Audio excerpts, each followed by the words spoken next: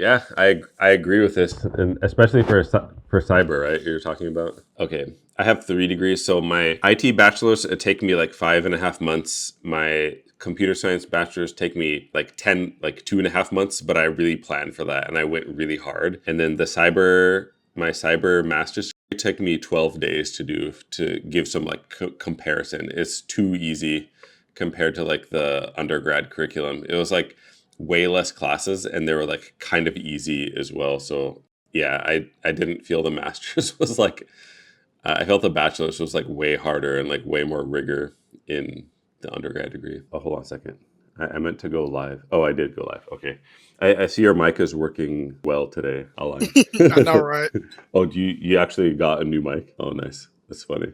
How are you guys doing? It's Saturday, Sunday. Oh yeah, doing pretty good, man. How about you?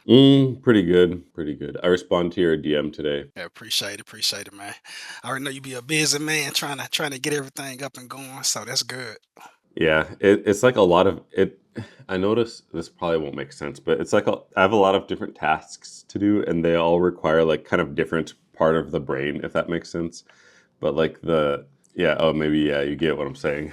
Yeah, yeah, you be like in this mode, this way. I think, okay, all right, I got to switch my brain over to this line of thinking. Like, let me go into my database. Yeah, and it's hard and to set the threat hunt up to go through the threat hunt and then set it up and then set up like the web app part where you like submit everything. All those use like a different part of my brain and it's like it's hard to do it. Yeah. It's I don't know. This doesn't make sense. So my one of my coworkers is going to come out here tomorrow and then I'll go through that like whole process with her of like setting up the threat hunt and like all those stuff. So hopefully I can just not 100% but mostly hand it off to her to like manage those because it's like hard for me to do it. I can do it but I have to like make content and like do all this other stuff, so it's like it's good to delegate. Oh yeah. The more you can delegate, the more you can kind of focus on what you want to do it, and no, focus on the growth and stuff. Yeah, for sure. And Like I said, it'd be nice if you can do everything by yourself. Be like, nah, there's too much. I can't do all this stuff by myself. Let me start delegating some stuff. yeah, I know that's like I'm not like a natural business person, so Yeah, it's like right. hard for Pretty me to good. do those. No, I had to like I'm real bad at business. Well, I could talk about that a lot, but I have like staff, but I'm not good at like systematizing and like all that stuff. I'm like really bad at. I need somewhere to like put this, but I don't know where. Sorry, that's probably really noisy. I don't know what I should do with this. It's my mic. Some good news is I did get like the E5 Office 365 license for like email phishing, but I'm still waiting for the tables to show up. If that makes sense. Okay, yeah. It's like 3 tables. Hmm. Was it pretty easy setting up for the logs to go into the email stuff, or did you have to set up the Gmail and everything?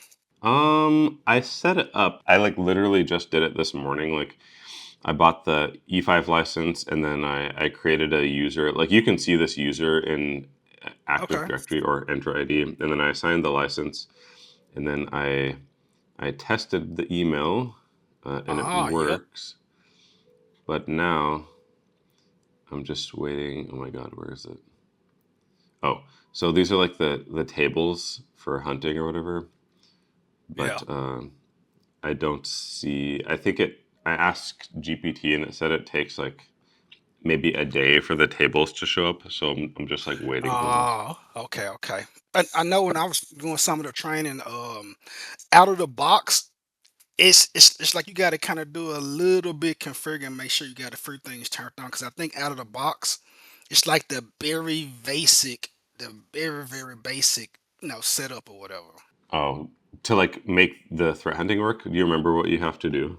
Man, so it was definitely some stuff in the settings and the configurations. Pretty much, you know how you do the endpoint stuff where how strict it is. It was pretty much that concept. I don't know exactly what it was, but they was definitely up inside of the settings section where you gotta, all right, let me turn this on. Okay, let me turn that on. Let me turn that. Because out of the box, it picked up very light stuff, but not like very strict stuff. So you might have to I think I saw that video. It was on Microsoft YouTube, Microsoft Security YouTube channel. Okay, gotcha. But it's still the table would show up for you anyway Yeah, in the beginning. yeah. It'll start showing up, but mostly like if it's something crazy going through. Oh, okay. Ah, gotcha. Okay. I just wait like a day and see if it comes Yeah. out. Then I'll like look through those settings to see. I think one of the guys in the community, he got a job at Lockheed Martin. I was trying to get him. I said, man, come on the channel. And I said, man, maybe I gotta see. I was like, okay, cool. Oh, who was it? I feel like that's familiar. Yeah, his name was Malik or something, but he kind of got experience in software engineer. Like he pretty much like a senior dev. So man, he had a pretty cool GitHub project. It was Hmm. more kind of blue team, red team, but it's more like blue team. It's like kind of like forensics and reverse engineer malware and all that stuff. Gotcha. That's Yeah, cool. I know, right? You know, Narkey more you have to go through all kind of red tape. So I'm like, eh. Yeah, I want to do like more. Man, I want to do a lot of stuff. I really want to study and like do a lot of stuff, but I'm really like my I don't know. I'm really busy. That's like a bad excuse, but I just need to do something. I hear people So like job hunting and like studying and like doing cool stuff, but I'm like not. I'm like not doing those. man, you building the whole cyber world to help people get in. What you talking about? Yeah, but sometimes I just want to like. You want to I go don't out and know. play. You want to go out and play. Yeah, do like a normal work or something. Sometimes, not all the time. I know, right? Yeah. If there's anyone here that's like new to the live, we just like there's no like agenda yet. You can literally like talk about anything you want or ask anything, and you can use like the normal chat. Oh, I see people are using the chat. Feel free to like literally ask anything about. It doesn't even have to be about cybersecurity. It can be like literally anything. But I'll look at the chat. I see people have been chatting in here, so let me look at it. Steven, is it Stefan or Steven? I just joined the Cyber Range. Glad to be a part. Thank you, Josh, for your content. Thanks so much for joining. I appreciate it, and thanks for making time to like join the live meeting as well. Peace, everyone. Question from Rashad: what is a good way to show employers that you have strong skills on your resume or cover letter? So for me, that's just like, I guess this question is like really general, but for me, I try to like have something tangible, like in the form of projects, and try to make it like as tangible as possible. So like when they go to look at your project, it's like has a lot of visualization and it's like easy to understand. Imagine like your mom was like looking at your resume or your project or whatever, and if just like I guess make the visualizations as such to where she might be able to make sense of it. Does anyone have any like response to this, like how to convey soft skills on a resume? Yeah, you can put a little bit in your the summary, at the top of your resume. But like I said, most of the time they're gonna look on your LinkedIn. If you got a nice smile, if you're not mean mugging or frowning at nobody, they'll kind of think come out pretty easy. But if they just got a stoic face, straight face, and be like, yep. So yeah, that always help. A good smile on your LinkedIn picture. That's a good idea. Just I feel like it's hard to do, so it's one of those things you just do like whatever you can, like some Yeah, really still advocating for yourself, but use like humble verbiage, I guess, and like a nice smile. I feel it's like hard to convey with like text. Damn, I'm like in the corporate world again, like muting myself too much. So like, what is the major difference between login into RDP with Bastion versus native RDP? So when you log in with Bastion, your browser. So Bastion host, there's basically like there's an invisible virtual machine like in the virtual network. It's invisible. And then when you log in with Bastion, basically like the browser makes a connection to the VM, the Bastion hosts, and then the Bastion hosts makes a connection to the virtual machine you want to log into. So this way, it just lets you like connect via the browser. It's like the invisible Bastion hosts makes like an invisible like tunnel between your browser and the virtual machine you're trying to log into. Whereas if you log in with like RDP directly or native RDP, it's your computer's making a direct connection to the virtual machine. As opposed to like if you're using Bastion, the Bastion is like making a connection between your browser and the virtual machine. And I'm wondering if I should just like remove Bastion. Does anyone on like the call like actively use Bastion host versus RDP and have an opinion on it? Because we have enough IP addresses now, and then Bastion host is like kind of expensive. No, I really don't even use the bashing at all. Really, you just use like an IP address. Yeah, just the IP up. Gotcha. Let me like let me look through here. Oh, Stephen, I battle with perfectionism when it comes to constructing my resume and establishing a social media presence. LinkedIn. Any advice on conquering this? Yeah. My so as somebody who does like 10 million things, I can't even be perfect in like any area. It's gonna like reduce the amount of stuff I can do. So basically, I try to get things like 80% like good enough, because you start getting like a lot of diminishing returns after them after like 80%. This is like really like heavy generalizations, by the way, for me. So I just came to the realization that there's like too much stuff to do, and if I try to strive for perfection, I really like won't get anything done. So certain things like I can push the perfection bar more on, but most stuff I don't know. It's just like a mental thing, I guess. I don't know. For resume, for sure. Like resume, this is like really important because when you're applying to places, if you have like a really good resume, it makes the difference between having to submit like 100 applications and like 1,000 or like several hundred if your resume is good. Like it scales a lot. So I think that's a good way to think about it. Like if the thing you're working on has like leverage, if that makes sense. For example, if you make it perfect, if it makes like a disproportionately large upside for making it perfect, then it's probably okay to spend those like extra time on it. But if it's like you're obsessing over it, I don't know. It sounds like just like a mental thing you have to work through. I can't give like good advice on those, but your resume and like your LinkedIn stuff, it's okay to like kind of fuss over those because it can, the result is it can like potentially change your life if you have like a really good one versus something that's like mediocre, if that makes sense. It's definitely the resume thing. Like I said, I would just recommend anybody just really just using ChatGTP just to kind of really speed up the process. Cause I know me when I first started doing the resumes, it was like an excuse for me to just not apply for jobs or excuse to procrastinate. So I just made myself, you know, all right, let me go see what quality people resumes look like or quality profiles look like on LinkedIn, and then start seeing if they can get through the ATS test. And then once they start doing it, then I just start streamlining them. Like I said, because no, I really don't have to think about it that much. Like I said, because if the resume doesn't match the job description, it's probably not gonna get through. And don't even waste your time doing easy applies. Don't even waste your time doing that. Mm. You making do it for like IT help jobs or like remote customer service, but cybersecurity. No, they got that baby locked down with the ATS. So I would definitely just use ChatGTP just to speed up the resume process. And like I said, Josh got the template on that one video in the resume section. Just start streamlining them.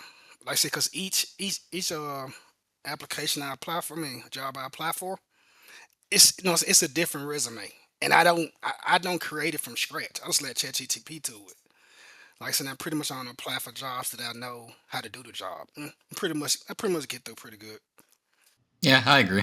Because Hi. I will say, when I applied for one of the cybersecurity jobs, I just used ChatGPT. I just threw out a job that was kind of like, they don't really want it, but I was like, whatever. I threw it out there for an ISO position, and I got an interview. So it's all about just trying to tailoring it. Oh, nice. Oh, that's the ISO position. Yeah, yeah. I don't know if you remember Josh, but it was the one that I sadly did not get chosen for, but it's okay. I think I found out the reason why.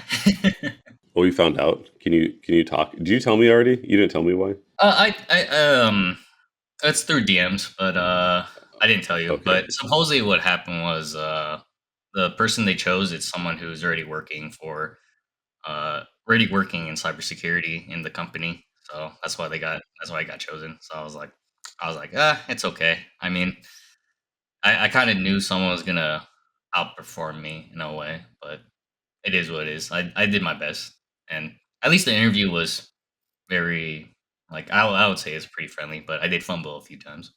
That's all good. Yeah, it's just one of those things. Like probably not even probably. Like if they just took you and like hired you, you definitely like do a good job in there. But it's just one of those things, like those internal candidate or like some other thing like getting in the way. Oh yeah, no, definitely. Cause like supposedly the guy is like I don't know him well. I just heard that he's already working in cybersecurity for like 3 months or not 3 months, 3 years in the for Lockheed. So I was just like, oh, it is what it is. Gotcha. Hi, Farron. I seen that. How you doing? Steven, does Network Plus look good on a cybersecurity resume? I'm at WGU and my path requires Network Plus before I acquire Security Plus. Yeah, it's okay. It's good because like I mean the DoD recognizes Network Plus as like a relevant cert, and the what's it called WG. I'm pretty certain WG worked with the Department of Defense in some capacity to build a security degree because it got blessed by the NSA, and they chose like all the certs in there are recognized by the DoD. So I think Network Plus looks fine on the resume. I would still put like all of those things. Should be good. Chioma. I just sent out applications for a month with the same profile. In addition to reaching out to hiring managers, recruiters, and directors via with an email to track response rates, I include my resume. Oh, nice. Yeah, that's a pro way to do. I always wonder like people's different strategy for finding the recruiters and like directors and everything. I'm sure if I look around on LinkedIn enough, probably find them, but I always wonder like how people are doing that. And shoot, I had this weekend. I mean, not this weekend. This week, I had a very interesting interview. The interview lasted like 2 hours. Me and the guy, we was like, it was crazy. Me and the guy, we was like buddies or something. So now this was a unicorn position. As soon as the guy got on the phone, he was like, "Hey, this a kind of unicorn position. Let me explain." I was like, "This gonna be interesting." It was pretty much a red team and blue team guy, and they was want this guy to do all this job. So okay, and the red team, he say he worked. No, the company been in business I think like 20 something years, and they go to different banks, different companies, and they do vulnerability scan, testing, and they actually do on site see if somebody can hack into the company or get in. I'm like, okay. Then now he kept explaining. He said, then once we're done with that, we do assessment, we give them a grade, and we remediate them, and we set up their 300. I'm like, one guy finna do all this? That's what I'm thinking in my head. Like, he like, yeah. Now I asked, I said, how much the salary? He like, um, it's 40 to 60,000. I'm like, boy, please. But I ain't say nothing. Just like, okay, whatever. I was like, okay, I'm gonna what? entertain this bub. You say what now? Why is it so I cheap? know, right? What state was that in? This was Louisiana. That's what I Oh, said. okay. Oh, Yeah. Then I was like, okay. I was like, okay, let me entertain. So I told him about myself. Like, okay, so you pretty good at vulnerability management, 300. So he started asking me red team questions. I know some red team questions, but no, some red team stuff, but not like deep stuff. He asked me one of the first questions, said, how would you start off doing a assessment when you about to do a vision campaign on a bank? I'm like, what? Vision? You on mute? oh, phishing Yeah, campaign. Yeah, yeah. okay. Yeah, a fishing campaign on on the bank. I'm like, well, I said, let me put my red hat on. I said I'm not really a redhead guy, but I said, I guess you would do recon, and I told some other little stuff, and he's like, nah, this. I said, well, what would you do then? So I just asked him because I already knew I already knew the interview was gonna be like crazy anyway. So I like, okay, let me see if I can get some information out of this guy to kind of see what's what. So he started telling me. He started going into networking questions and this. I'm like, okay, this must be a networking guy because he said he been doing it for like 20 years. So he been in the game for 20 years. So they heavy into networking side. He was asking me questions. What would you do if the bank employees keeping plugging stuff into the USBs and Raspberry Pi? I was like, disable the USB drive, maybe put some covers over the slots. He's like, no, no, no, you got to do it another way. I'm like, I'm like, well, from a threat hunt perspective, I can just set up the detection rules and just, and if anybody plug it in and they kind of upload or download, come in and just automatically just isolate it. He's like, huh? You can do it? I said, yeah. He was like, no, no, no, don't do it like that. No, we're gonna do it like this. I was like, yeah, that's red team stuff. That's like networking. He was like, and he started asking about network plus and security plus. He was like, he was just talking like, yeah. He said, just study though. He said most companies, as long as you know the information, you don't even have to have the cert. He said, but if you know the information, he said most companies, if they know you can pass the test, they'll pay for the test. They'll pay Hmm. for the test, whatever. Pay for the cert. Yeah, the conversation lasted about a good 2 hours. So we was kind of he asked me Wow. a bunch of network questions, 300 questions. He asked me, he did some. He was like, how would you stop a SQL injection or a cross-site scripting? I was like, sanitize the endpoints and all that stuff. I was like, man, I haven't did no red team stuff in forever, but it was like I think it went pretty good. It was good. It was a good connection. Me and the guy we had fun talking to each other. So I got his information. He told me, hey, he said I would have hired you today if you knew more red team stuff and network. And I was like, networking red team, yeah. Yeah, He told him, like I said, but it was like I said, it went pretty good. that's good. You would you actually work there? Because it's is it like a remote one? Man, he was talking about you got to come in once a week because because they got so many clients to get set Mhm. up to go do a campaign, a hacking campaign. Because you go into actual buildings, seeing if you can get in there. He was talking about one scenario they had where how would you get in to make an appointment with the office? I'm like, bro, no, I'm not a hacker like that. I said, what would you do? He started laughing. He said, well, you got to set up, you got to act like you coming in, you a plumber, and you got to set up the Oh ID. And yeah. I'm They like, bro, want you I to ain't like finna do all that. yeah. That's like some firms will do this. They'll do like a proper like physical pen test and like social engineering. Well, that you have to do like those rules of engagement right beforehand to like Hmm. talk about like Yeah, what's allowed to do. But that's like it's kind of common. They'll like really like go a long way to get into the building. There's like a few yeah, episodes on Darknet Diaries that talk about that. It's like quite interesting. yeah. So he was trying to hire somebody for that. He said they just kind of starting the 300 section of the company, but he said they mostly focus on the red team, vulnerability management, doing remediations, and GRC analyst kind of stuff. But he said he was more looking for a red team kind of guy.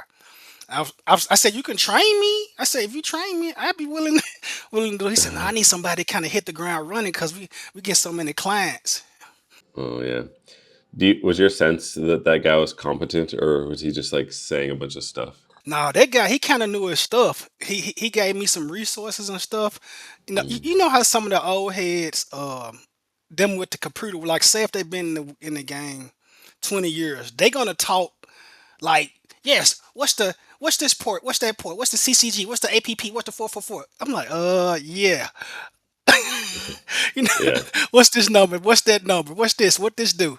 I'm like, I said, I focus more on the blue team, not the red team. And hey, he said, okay. He said, okay, okay, okay.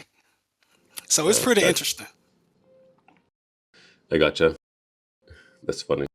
Oh hey, Aram, how are you doing? Welcome. Good to have you. And I saw Chioma in in here as well. Did you were you trying to like ask a question earlier? Yeah, so I joined on my phone, but for some reason I didn't have like the mic option, so I just joined from my laptop and I could see it now. Gotcha, gotcha. Cool, cool. Am I Yeah. saying your name right? I'm sorry. No, it's okay. It's pronounced Chama. Like the I Chama. is Okay, silent, so okay. it's like Chama. Yeah, but it's close. It's close. So Thank you. yeah. Thanks. So Josh, I actually just finished your IT course through Course Careers, and now I'm working through the cyber range. But I'm currently actively applying to jobs, primarily like technical support or security analyst jobs. I'm really aiming for the cybersecurity analyst jobs, but I know that it's kind of good to kind of start from the foundations and work my way up. Would you recommend? Is there anything I should do to kind of like position myself to look more hireable for those security roles as opposed to the IT roles, or should I just kind of wait it out a little bit?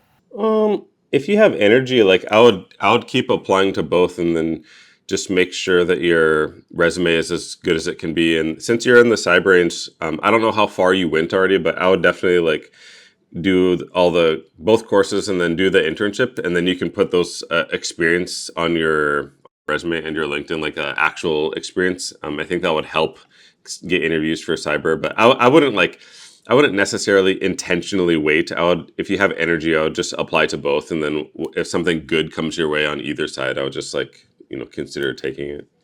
Okay, okay. And I'm sorry, I have one more question. I don't know if this comes up as often. So I'm currently like employed at my company, but they don't know that I'm like looking for a new job. So I've been trying to like strategize how I would like start posting on LinkedIn to not make it obvious that I'm like looking for like a new role in like a new industry. Like, do you have any tips on that? How to still stand out on LinkedIn, but then not make it obvious to employers that you're looking for a different company. Yeah, I will let someone else like respond to this after me, but I, like for example, I wouldn't turn on the like looking to hire thing anyway, like on my profile picture, but I would just like do those like generic LinkedIn posts about something, like maybe give a take on something that might be interesting to people, or do like those like polls where it's like a security plus practice question or something to get engagement. But I wouldn't.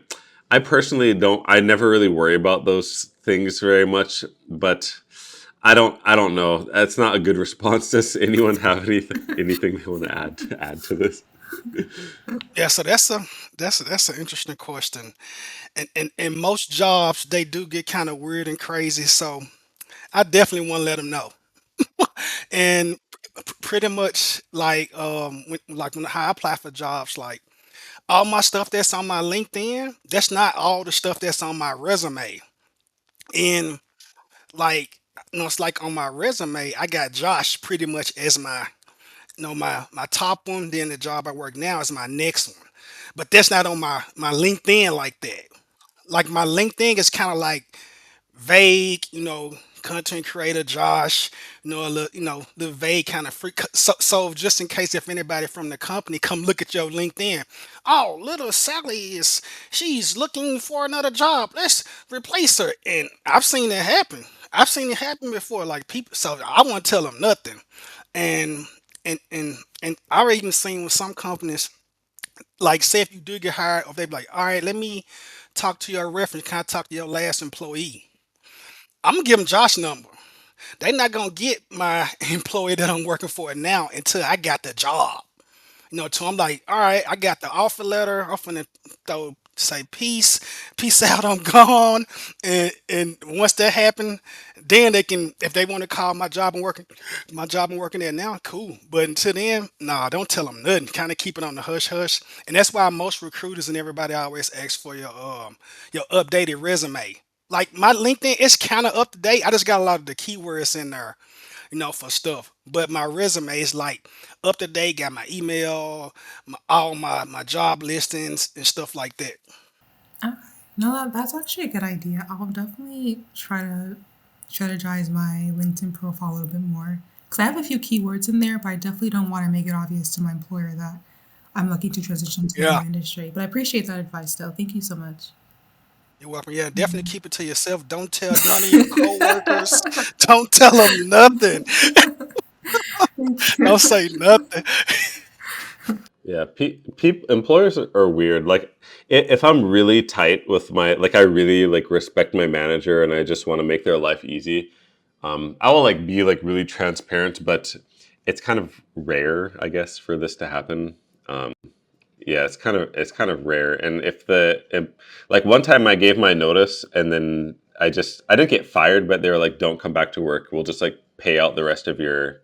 Yeah, they don't. It's really weird. They won't even like give you those courtesy that you give to that you try to give to them. It's really weird. No, it's very rare that I've seen any job I ever worked for. When I put my 2 weeks notice in, I actually got to fulfill my full 2 weeks notice before them coming up with some kind of, yeah, it's raining outside, so we're gonna have to let you go or whatever. Like what? Like I don't care. Bye. I got another job anyway. Like soon as you put your 2 weeks notice in, I'm like, I wonder if they're gonna let me last. Most of the time, a week. Most of the time, like it's like Josh said, yeah, we're just gonna pay you out, and they be pissed, be mad, but who cares? I got the job now. Yeah, and I will say this is like really important. Oh, am I muted? No, I'm not. This is really important for like social network. Like whenever I quit a job, I even before I like tell them I'm quitting, I try to like clean things up as much as possible and do knowledge transfer and make the whole process easy for them because it's kind of a good way to like build and maintain your social network. Because if you quit enough times and you leave those really good impression, it becomes like kind of easy for you to get a job in the future because maybe they'll like try to call you back for like a different position or something. So I always it's really rare for me to be like F this, I'm out, I'm out. I think I've done that like maybe like once I did that in my career where I didn't quit like in a nice way. But if you can like wrap things up really nice and when you do tell them you're quitting, I think that's like really good for it's like a good way to build social network for introvert where you don't have to like go out and do networking on purpose, if that makes sense. Sorry, let me get to this. Aram. Um, Josh, what's the strategy for getting remote contract roles related to SOC analysis, blue teaming, etc.? Is there any difference between the application process of full-time permanent roles and contract roles? I don't. For me, there might be, but I didn't really acknowledge one in my whole career. Like, I don't really make a differentiation between contract jobs and full-time jobs. I know there's like some difference, like contract you usually get higher dollar per hour, and then full time you usually get less, but you get like more benefits. But I don't make like a delineation between those when I apply, so I can't really tell. I know that like contracts are easier to get hired for because you have to jump through less hoops because the employer feels like safer hiring contracts because they can just like fire you, I guess, in their head. But they do that to full time employees anyway. So I tend to like work more contracts because they're a less path. How can I say path of least resistance? But I don't know application process. Yeah, it's easier, but that's the only thing that comes to mind. Oh, I was just saying I would have to like do some. I'm sure there's some like database, like maybe Gartner knows this or like GPT can find it out. But off the top of my head, like I don't know if there's more contracts. That's like a really good question, actually. And oh my gosh, I'm getting behind in the chat. Oh, I think Brandon, you turned your mic on like a while ago. Was that an accident, or are you trying to say something? I was, but I lost my train of thought right now, so it's all good. Oh, damn. I'm sorry. Yeah, we need like a hand raise. There should be like a hand raise feature somewhere. I feel like I guess there's not one. That's interesting. Yeah. Okay, let me get the next thing. Akao? I'm talking about when you have a very uncomfortable interview where they will go to direct questions and they expect you to answer in a sort of way. But the one that Trebino had, it would have been like a chill one where they were chatting and relax. So what I typed there would have been, yeah, I was just expressing my interest in a chill interview. Yeah, yeah. So yeah, that's you're right. Like I said, most interviews, like how I kind of come in, I kind of talk formal but kind of informal a little bit to kind of break the ice, to kind of make it seem like, hey, it's my long lost buddy. Let's talk, like that. I try to come off like that where people can kind of like relax and like be themselves. And like I said, in that interview, it was real technical. It was some stuff in there that I did not know. And like I said, and I told him like he would ask something from a red hat perspective. I just say, hey, this how I would solve it in a blue team perspective. He was like, okay, so he was kind of learning. So he was kind of picking my brain how things work, and I was asking him if I didn't understand something. I would say honestly, I don't know, but how would you handle it? Like, what's your answer? I would ask him, and he would just flat out just get he a share screen. He was just going, hey, this. I was like, oh, I didn't know you can do that. Then I was showing him how I was doing stuff on the blue team. Said, okay, I didn't know you can do that. So like I said in the interview, I was like, man, we've been on here for like 2 hours. He told me, he said, I really want to pick you. He said, but it's already an internal guy that's already trained. He know the stuff that you don't know, and you don't, and vice versa. Like he don't know the blue team stuff that you know, and he know the red team stuff you know. I was like, ah, I was like, you can just train me. He said, man, I want to. He said, but I need somebody right now. He said, we might have to just put the blue team stuff on hold. Like I said, I wrote down all the questions. Man, it was so many questions, and it taught me a lot about, as far as like, especially from the red team side and networking. Like, like how the stuff worked to really become like a good red team hacker if I wanted to. Cause he was like, yeah, if you kind of know it from a network and a security foundation level, you pretty much can get in anything from a binary level, a firmware level, a kernel level. I was like, okay. I'm like, yep. I didn't really know what he was talking about, but we had a good conversation. But yeah, You he said was getting technical. you Say you what said now? you wrote down all the questions you said for the interview. Oh yeah, oh yeah, oh yeah, oh yeah. I wrote down most of them. You It should make a was. Let me see. post. You should make a I'm post. finna. Let me see. I can post a few of them in the chat just to see how you will answer them, and that was pretty interesting. Like I said, let me see. It was some. Let me pull it up. I posted anything. Like I said, yeah, the guy was real cool, and he told me, he said keep my information. So even if you stink up or mess up the interview, just have a good spirit and be happy, and people kind of like your personality. Because he was like, yeah, he said, the guy I got working now, he's okay, he's not happy like you always. True, I gotta make the guy talk. He said that's another story. He said, you know how it is trying to get people to talk and communicate. So they may be smart, but they may be horrible communicators. Let's see. So like I said, that was pretty interesting. Like I said, and you had Oh, them interviews like that. What you finna say? I'm oh, finna just post. oh, nothing. I was just gonna say I'll look for your stuff in the chat, and then I seen some more people joining, some like new people. We're just like talking about random stuff, and you can interrupt and ask questions like with your mic or in the chat, and I'll do my best to get to it. I will get to it because it's like there's only like 15 people in here. But while you're posting those, Trevino, I'm gonna like read this. I just posted it.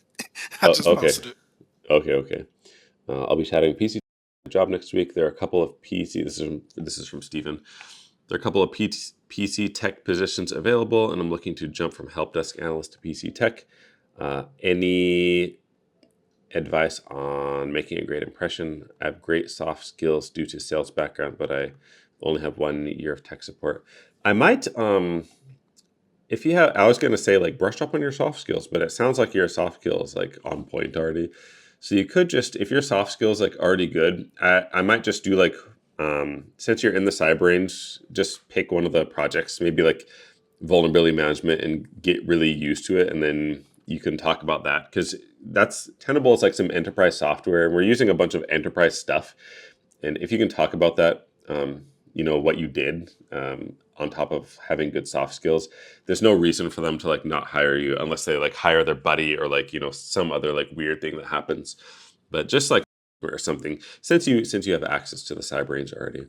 And then Ebo gang, yeah, I noticed that, but unfortunately, I cannot even like speak or anything like this.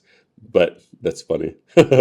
David, I've been doing freelance work for a while, and I don't think I can rely on using my last employer to be called up. It's been almost more than 2 years. Yeah, so if you're in the cyber range, I don't know if like everyone knows this component to the cyber range. It's basically there's like a few different tasks that you can do to get internship credit. And I have some like suggestions for job for like position titles that you can use, but you can put whatever you want. And I don't make people put anything on their resume, particular like related to the intern. I just make suggestions related to the internship. So if you want to experience like a recent one, like cybersecurity experience, just do the internship and then put me to like use me as a reference, and I'll give you like my phone number and like company address and all those things. That will like solve a lot of issues with experience. And in the cyber range, in the internship, I kind of outlined two different things that people can do, which is like, vulnerability management and then like those security operations and threat hunting. But if you really want to do something else, like you want to do like audit or like some other thing, we can usually like make it fit like to do, and then you can do it and then put it on your resume and then still use me as a reference.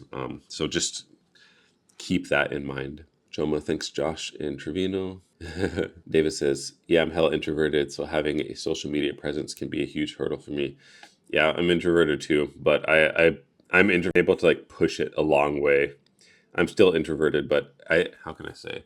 I've increased my like battery probably by like 90%, but I'm still introverted. Okay, I'm seeing these questions that Trevino pasted in here. Does anyone who joined like have any questions? It can be like really random and not related to anything or talking too much. So literally just, this is your time to like, it can be for me or like just anyone in general too. So I just want to give. I guess I got one question, Josh. Okay. How do you feel about the content in a master's degree compared to a bachelor's degree? Because me just finishing my master's degree, I feel like the bachelor's goes a little bit harder on learning the content more than a master's, but that's just me. Yeah, I agree with this, and especially for cyber, right? You're talking about. Oh no, I actually got the MBA in IT management because I wanted an easier degree per se because I was like because my background is very technical. Like I have a associate's degree in aerospace maintenance. I have a associate's degree in electronics, and I have an IT degree. So it's just like it was like yeah, Damn. I need to round it out with business because I know business is something we all have to know. Yeah, that's actually like really smart, and that's what I would have done if I could like go back in time. I would have got to MBA instead of like cyber masters. hmm But I'm wondering, do you feel like the masters kind of went a little bit deep with the technical stuff, or it just went more in the management side? I'm just curious. For me, it's definitely more management. It's like way easy to for context. Like, okay, I have 3 degrees, so my IT bachelor's it take me like 5.5 months. My computer science bachelor's take me like 2.5 months. But I really planned for that, and I went really hard. And then my cyber master's took me 12 days to do to give some like comparison. It's too easy compared to like the undergrad curriculum. It was like way less classes and they were like kind of easy as well. So yeah, I didn't feel the master's was like I felt the bachelor's was like way harder and like way more rigor in the undergrad degree. I found that weird. So that's kind of your experience? In a way, a little bit. I definitely felt that.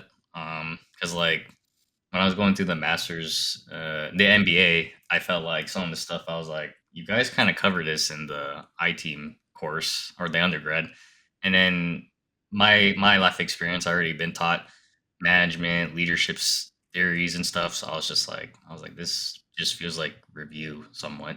So that's what I felt like. But I was like, whatever. A master's is a master's degree. I was like, it just looks good. That's all I think about it. Yeah, that's literally why I got mine. And sorry about that. I can like understand how you're feeling. I might recommend either reading my personal MBA or just watching like a bunch of Alex Hormozy video. Watching Alex Hormozy is like what has helped me with business like the most. It helped me like a considerable amount. But yeah, master's degree is it's like a good check mark. Yeah, it really is. But it's kind of one of those things I'm kind of like thinking of, like, because I have this crazy plan. I might be like you. I might go for a computer science degree. So I'm like thinking, oh man, since UWGU has the accelerated program, it's like I go for the undergrad, and I was like, well, I can pair that up and get the master's as well because it's only going to take like possibly 6 classes for the master's. So it's one of those things Oh I'm yeah. thinking about, but I don't know if I'll pull the trigger just yet. Gotcha. Yeah, that's CS Masters. Like looking really good. So many things I want to study, but I just like like overwhelmed already by I other know. stuff. I feel you. I feel you. Like I'm trying to study red hat because it looks good on a lot of like government positions or government contracting positions for system administrators. So Mm, they're really pushing that on their job description. So it's something I want to do. And then really? there's cloud. It's like AWS or Azure. It's just like so much, so much. And then AI is popping off. You gotta learn that too now. I'm like, oh boy, can't Damn, keep I up. want to go back. Stop talking about these. It's gonna make me like quit working, or it's gonna make me like quit YouTube and go back to work for like. Man, you should I just stick with your thing. You're doing pretty well. Doing pretty well. You don't well, need to come back. I appreciate it. I might. I feel like I want to for like a short time, just to like work a bit because it seems like kind of fun to go through that process and get a job, and I can make content about it. But I have to like square away everything first to make sure that the cyber range can maintain and everything. I'll still whatever. I'm just talking. But like this is like unrelated, but we released a new YouTube channel like few days ago, and it monetized in 6 days or something like that. I'll link it in the chat. The cyber range. It like it got enough views and watch time to monetize already. So here's this. Yeah. Oh yeah, I seen the content. It's pretty cool actually. What was that story? It was it was one of the stories where the cousin stole the cell phone. I forgot how it went, but that was pretty interesting. Oh yeah. Yeah, that was real, Yeah. by the way. And then I don't want to. Well, if I see you in real life, I'll tell you everything. But No worries, no worries. I would like to if you're ever in Japan now, and whenever there's like a if you go to Japan and I go to Japan, we'll see what's up. But still kind of yeah. planning for a good time because I'm I want to go to Japan during like summer to fall time, but I'm just trying to get my girlfriend like trying to save up a bit and also try to have our schedules aligned so we can all like spend at least a week in Japan. That sounds good. I recommend fall. Like summer is quite hot, but fall is really pretty and comfortable. So Oh no, I could see that definitely because like man, when I was in Korea, being in during the summertime, it's very humid. I'm just like, I mean, I oh can yeah. deal with it in my opinion, but most people can't. But I was exposed to like crazy weather where it was like super humid and super hot. Like it was a like 80% humidity, 120-degree weather. So Oh my god, I can't. Oh, you're in the military? Is that why? yeah. That's why. Uh, and if you guys all wondering what kind of area that is, it's Qatar, the Middle East. Beautiful country, Okay. but very very hot and humid, and that surprised me. Yeah, I heard it's like hot as shit there. Like I was in Dubai in January and it was like really comfortable, but it's like in the middle of winter and they're like, yeah, it gets to be, they're saying Celsius, but they're like, yeah, it gets to be like 45 or 46 degrees sometimes. So that's like well into like over 110 or something like this. It's like too hot. Actually, that's I think that's about 120 or Oh, roughly it's 100. 120. Yeah, Jesus something around Christ. that. Yeah. So Yeah, that's oh yeah. it's pretty hot. It's pretty hot over there, and I think it's pretty crazy how even the ACs break because it's too hot.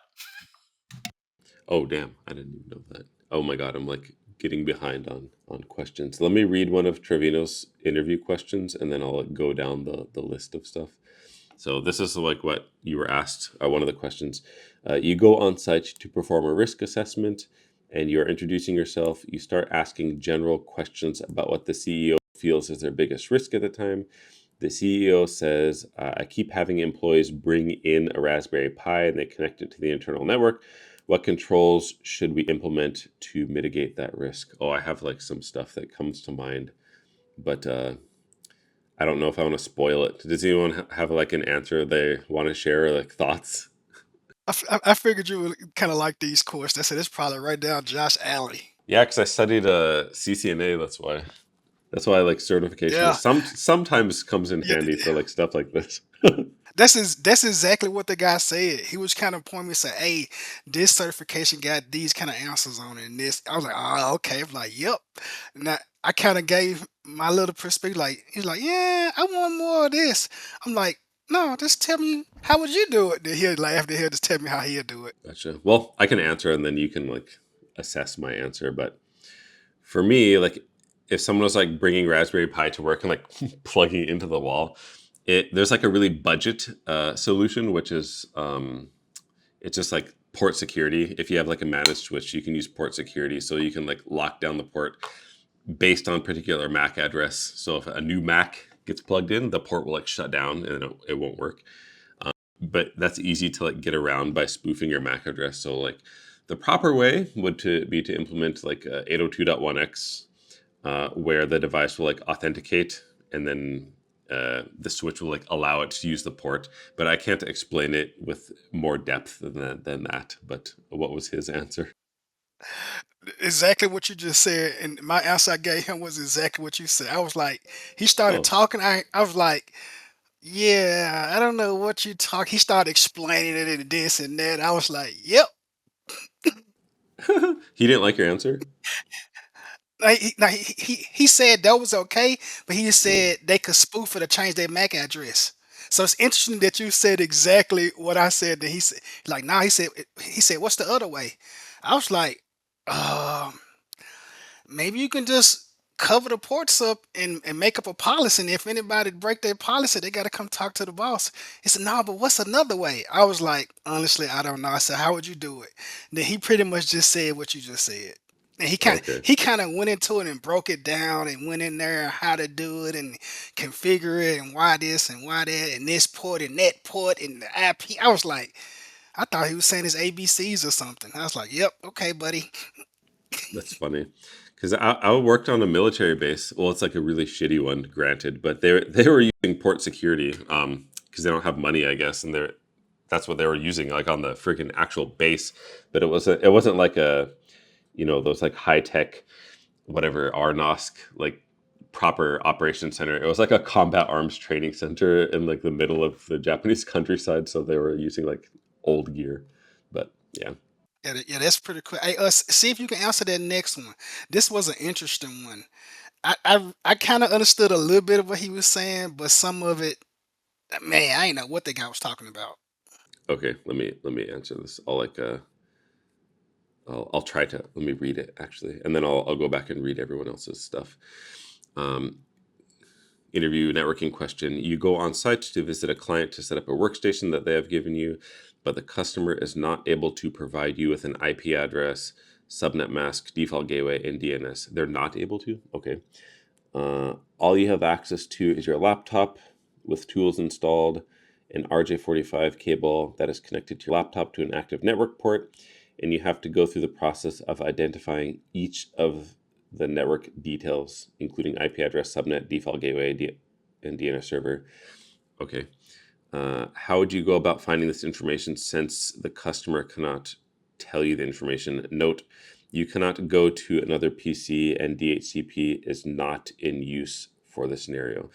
So what does that mean? Like you plug it into the wall and there's like a no DHCP server? And what do you have to do? You have to find out, but the customer's not able. They're not able to provide you.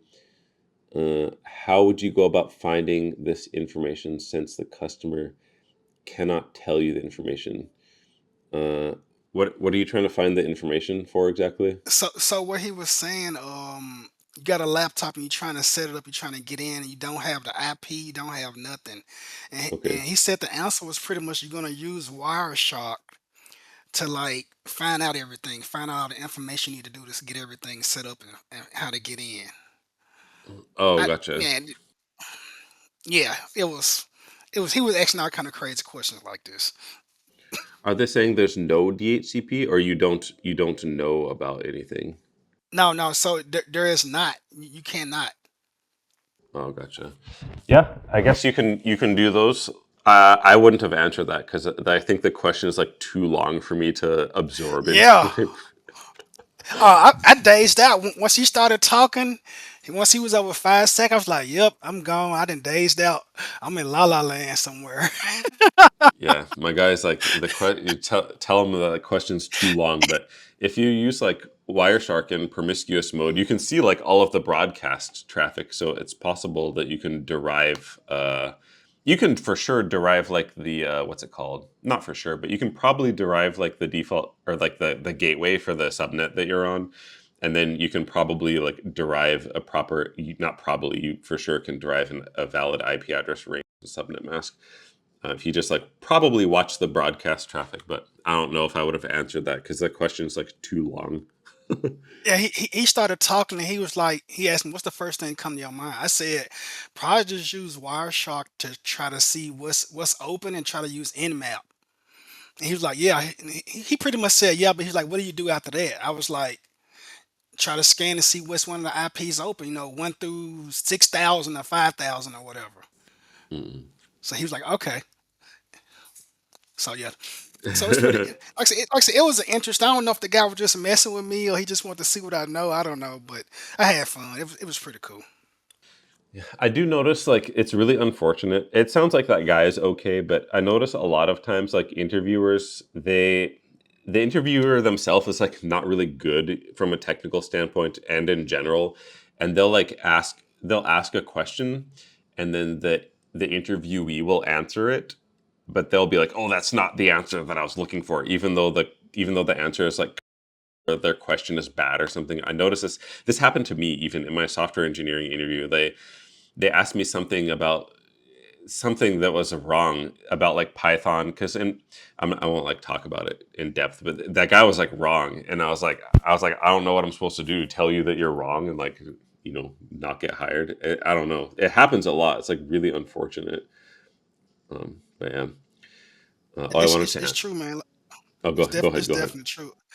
No, it's definitely true. Like I said, some people like because it's more than one ways to do a thing. But if it's not their particular way, they get kind of weird. Be like, "Oh yeah, there's more one way to do this." Then no, we're both right. You're right and I'm right.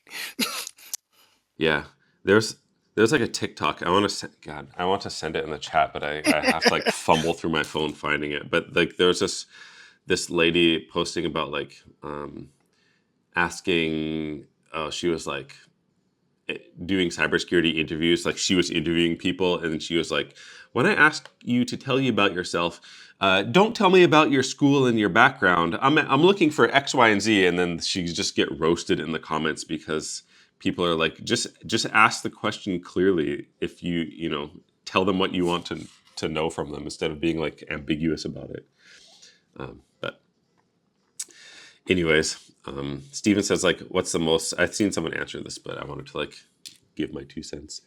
Like, what's the most efficient way to obtain a security clearance? I'm seeking employment on a Marine base in my city. So, as someone who's worked on a Marine base who didn't join the military, who got a security clearance, basically, like, what I did was get like a CISSP, or you can get associated of ISC squared because it still covers like the same amount of job classifications. So, for example, let me share my screen for people who like don't know what I'm talking about. But basically, like with a security clearance, it lets you to work in certain jobs, like in defense, like defense contracts. So DoD 8140. So for example, if you let me see if I can do this. Oh my God, bro, that's not what the heck. Let me. This is probably good enough. So different job classifications in defense. There's like IAT and IAM and these other ones. This is like information assurance technical and information assurance management, I think. And then certain jobs have like certain levels requirements, if that makes sense. So for example, if a job requires like IAM level 2 certifications or it has that classification, it means you have to like have certification at this level or above. So if you want to get a clearance and be attractive to recruiters, I just recommend getting CISSP, to be honest. Even if you don't have the experience, you can get the associate version of it. And then that automatically like makes you eligible for IAT and IAM level 3. And this, I forget what this stands for, like maybe something architect, something engineer, I can't remember. But you see like CISSP like covers like kind of a lot. So for me, I had like CISSP and then CCNA. and they just sponsored me for a clearance right away. So in addition to getting like CISSP, you don't have to get it, but I just recommend it. You can start looking for jobs by typing. So after you get your certs, you can search in quotes like ability to obtain. I don't know, tech. I'll just type this ability to obtain with quotes. And then a bunch of jobs will come out for like that have like ability to obtain in it. And if the job types has like ability to obtain, this verbiage kind of suggests that they're open to sponsoring you for a clearance, if that makes sense. See, like ability, for example, IAT level 2 certification. So if you have CISSP, it like cover all of these, right? And then if you search ability to obtain, this recommends or this suggests that they're willing to like sponsor the clearance for you. That's opposed to like I forget what the other verbiage is. Like, what is it? Ability to maintain or like current clearance or something like this. But yeah, I'll just look for jobs that are willing to sponsor, and then just get like CSSP or like some high level of IIT and IAM coverage, and then start applying. And I think Brandon like responded to this actually. Yeah, I did.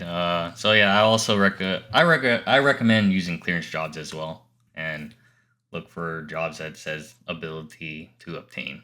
So just yeah, what Josh said. My bad. I didn't see that you said this already, but I guess that's advice or reinforcement. I will say though, I will say since I've been trying to help out certain people in my group, like yeah, try to have your resume tailored as well, like to the job because you're not going to get picked up. But if you tailor it, you can get an interview because I was able to get a few of my friends interviews. Granted, these interviews were one-way interviews, but they got an interview regardless. So just my food for thought. What's a one-way interview? Oh man, dude, it's so weird. So imagine you doing a video recording of yourself and submitting it to them, like the interviewer or whatever. It's like that. Oh, gotcha. I did It's this once. really, Yeah, it's weird. it is weird, and I don't know, but I mean, I guess they do that because a lot of the jobs that I did apply for, they were all remote, so I could see them getting like, a lot of applicants for it. Yeah, I guess that's a good way to like deal with like applicants who are like you really bad, I guess, and you know that you're not going to hire them in like 5 minutes. Then you don't have to like do that whole meeting with them or whatever. But it's kind of sad for the applicant, I guess. Oh yeah, no, definitely. I mean, I don't know. I just see videos of it, and majority of people do not like the one way interviews. Yeah, it's a bit lazy on the employer's part, and it's a bit weird, but Beebles, I got a phone interview next week. Looking forward to it. Oh, congrats. What kind of role is it for, if you don't mind me asking? Hey Josh, any update on the email for Defender XDR? Yeah, I actually licensed it this morning. I licensed it, and I'm just waiting for like the Let me see if I can share my screen. I'm just waiting for like the tables to show up in Defender. So for example, oh, so here's the license. I bought this O365 E5 license, and then I assigned it to, I don't know if you can see this. I assigned it to like this user because oh shoot.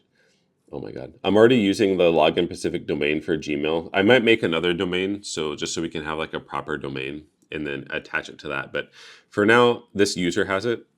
And I'm literally like, I think all I have to do is wait, and the table like should start showing up. That's the way I understand it. But after we hang up with the call, I'll like research it some more. But the email table should start showing up in here eventually because I'm showing off my personal email. But I started sending some emails with this, so it should be like making logs, to be honest. So yeah, we have the license and everything. I'm just waiting for, I guess, the tables to show up so we can query it. But yeah, Choma. Oh wow, welcome, Josh. I knew I did the right thing by following your IT cybersecurity content. I can't speak Igbo, but I understand it. That's so lucky. Oh, thank you for saying that, by the way.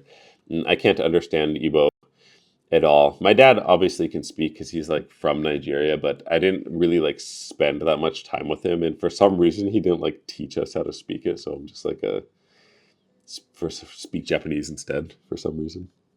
Let me read through here. By the way, anyone can like ask questions with our mic if they want. I'm just kind of going through the chat to make sure that I don't miss anyone. So feel free to just Hey, Josh, I got one question. sure. I had this one brother. Like I said, I was finna get rid of when I was a software engineer. I finna get a job working with him at Lockheed Martin. No, and it was a pretty much straightforward thing. But what I noticed, I was starting to get ready to start to get the clearances and stuff. He had like a really, really high level clearance, and he could not travel almost nowhere outside of the state, and he can only go out of the country like 2 times a year. It was something crazy. I'm like, I asked him, I said, bro, what's the deal? He like, yeah, if you work here, you have to get this clearance, and you can only leave the states like once, like I think 2 times a year. I'm like, huh? I'm like, what? He said, yeah. He said, then you got to get permission and you got to get approved. I said, approved? I got to get approved to leave? To leave? I'm like, um, I'll pass on. I'll pass on that. Cause like I said, he was actually finna get me in. I did a whole tour of the Lockheed Martin, like I said, and this was in Texas, and it was pretty interesting. He was pretty much from the screen line me right through the door. Once he started talking about I couldn't leave the country, I had to get permission, cause I was noticed every time we would go on a vacation. Hey man, come on. All right, let me go see if I can leave. What you mean you gotta ask your parents? Can you leave or something? No, I gotta ask my job. What do you mean you gotta ask your job? Can you leave the country? You got vacation. Yeah, I got vacation, but that don't mean I can get approved to leave. So what's your take on that? Have you had any experience with certain kind of high level clearances or what's your thoughts? I can answer that a little bit too. Um, yeah, there is some truth to that. But it's not as like crazy as your friend makes it sound. But yes, you do have to report it. But and it's a little annoying to be honest. But like it's supposed to be self-reporting. It's supposed to be like I guess build trust. But overall, you just like if you got something like that because I have it, you just gotta say, oh, you just gotta plan in advance. Go like, hey, I'm going to UK in like a month from now. They're like, okay, cool, do this for me. And then they're like, okay, where's your hotel at? And then, yeah, just as long as you plan ahead, it's kind of like, no big deal. It is a pain in the butt though, because it's like literally telling like them like, oh, I'll be here at this time, at this date, and all that junk. But I mean, I've done it before. It's a little bit of pain, like I said, but it's not that bad. Is isn't there like some country like you cannot go like the red countries? You're like they don't want you to go in there. There is some, but majority of the time you can go anywhere as long as you report it. I had coworkers who went to go visit Russia. I don't know why, but they went to go visit Oh Russia. wow. Oh, I didn't know that. That's interesting. Like you But can do it. I just don't know which countries I'm on top of my head that like we can't go to, but you can literally just go anywhere as long as you report it. And that's the biggest thing. You have to self-report it. gotcha. Wait, Brandon, I'm sorry. If you don't mind me asking, what security clearance level are you on right now? I'll just say it. I have top secret. I Oh, top just secret. Okay. Okay. I recently just got it. I was a secret for a longest time, but when I got a job that required top secret, they sponsored me for it. So So when you were talking about like self-reporting, does that apply to most levels, or was it just for your since you just recently got top secret? most levels, yes. So anything like just secret, top secret, you always want to self-report it when you're traveling and some other stuff. But I mean, That's interesting. I did not know that. Okay, thank you. Thanks. oh yeah, no problem. Did you have to do the poly? No, luckily I didn't have to do poly. And anyone who's thinking that when you get a top secret, you don't have to do a poly unless the job requires that you get a poly. But you don't need a poly. So I know a lot of people like nervous about all the time. I thought that would be like kind of interesting, taking a polygraph. Yeah, but I didn't have to do that. I will say this though, anyone who's gonna get top secret, if you do top secret, if you get a job that requires top secret, you will have to do an interview with the person, and they're usually gonna question you on what you put on your questionnaire. So, um, how can I go with the questionnaire? A questionnaire is like literally just saying like, oh, like your family, where you live. Oh, is that the SF-86, that big thing? Yeah, that one. They're gonna go. They're gonna go like they're gonna ask questions if they have anything they kind of know about you, or you then they'll ask it. So all I could say is that if you do apply for a position like that, just get ready for an interview and just let your people know that whatever your names you put down on your SF-86, they will interview. So they had to ask they had to ask one of my roommates on like, oh, how is Brandon as a person type of thing. But if you have a Mm. clean background, you'll be fine. Literally, like FBI special agent will show up for Yeah. yeah, and start asking. They'll just come to your town and just start asking your neighbors and like coworker. I had a few times some agent like What? come to my work and start asking questions about somebody. Yeah, that's how it Can't is. be cheap. That's probably why it's probably like that's probably why it's expensive, because they'll like dispatch an actual human to like interview people in different like geographic places. So I think the employer like whoever don't want to pay for it. Oh yeah. Actually, when I think about it, they actually went to my old work center before, and they were asking questions about me. And it's funny because I was trying to call my work center, my old work center, and I was like trying to let them know. I'm like, hey, they're gonna come and do an interview for you guys or for me, and then they're like, oh, don't worry about it, Brandon. They already did it. I was like, really? They did it. That's I was funny. like, okay. I was like, okay, cool. All right. Well, I just want to let you guys know, but I was like, I was surprised they were fast on it. So I was just like, okay. Nice. All right, let me get through this chat a bit. Khadija, hey Josh, do you have any project using Wireshark? I had one, but I don't remember if it was in the IT course or the cyber course. It was like a really basic one where we're inspecting different protocols. I think it's the IT course. I was trying to teach protocols and I was using Wireshark to like observe them. But there's probably like a really good Wireshark thing on YouTube somewhere for free. If not, there's probably like a decent one on Udemy for like $10, probably.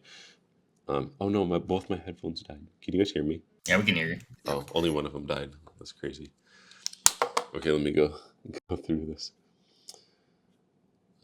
Beeble's got a cybersecurity analyst interview. That's dope.